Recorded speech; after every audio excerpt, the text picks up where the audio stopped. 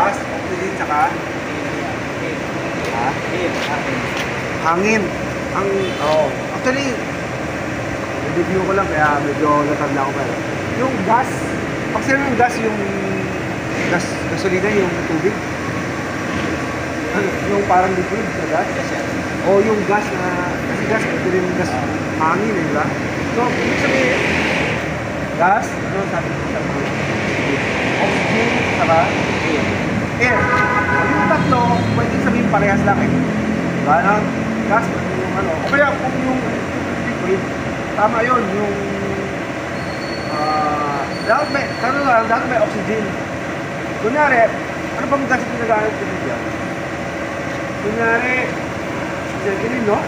Kung acetylene lang, di ba pansin nyo pag nag-acetylene, pag walang oxygen, pwede ba? Hindi. Hindi. So, dapat may oxygen talaga para magkaroon ng apoy. Ha? So yun. Dapat may oxygen. Kaya pansin mo, kung may kandila ka, malakpan mo ng baso, wala na. Kasi naubos na yung oxygen eh. Sinunog ko na yung oxygen, di ba? Ubus na, wala na. Ubus. Wala naman tayong binuhos sa tubig, walang ano, di ba? Kandila, malakpan ng baso, wala na oxygen, patay na. Ano? Ano pa? So, kailangan may oxygen. Pangalawa, dapat mayroong init. Diba?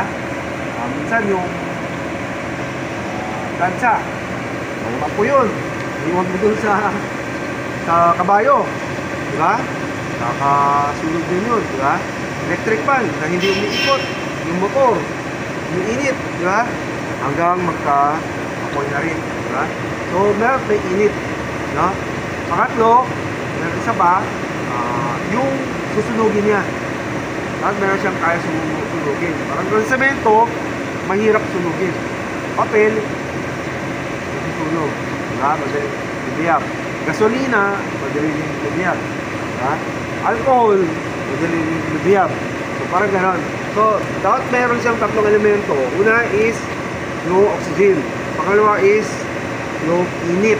Pangatlo is yung susunugin niya. So, may tatlong elemento. So, isa doon, mawala. Kaya pag nagbubusa yung tubig, mawawala kasi lumalamig. Diba? Lumamig, wala na. Yung init, wala na. Kandila, tinakpan mo, oxygen, wala na. Yung apoy, may apoy. Hinila mo yung yung item. Diba? Tinanggal mo na ron, wala na. Wala nang susunugin doon. Parang gano'n, no? So, dapat may isang tatlong elemento. So, yun na yun.